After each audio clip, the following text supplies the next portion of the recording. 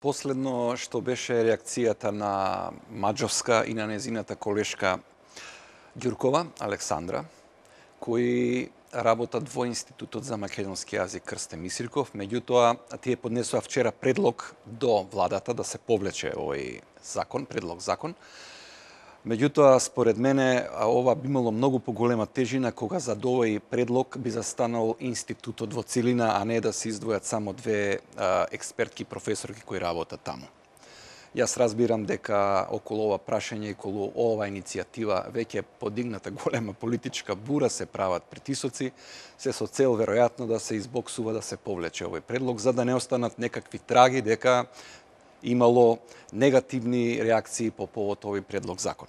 Дека излегува од уставните рамки и од Охридскиот договор, кој практично е преточен во Уставот, кажа многу други експерти, професорката Силјановска, еве да кажем професорката Ванковска, сега лингвистите.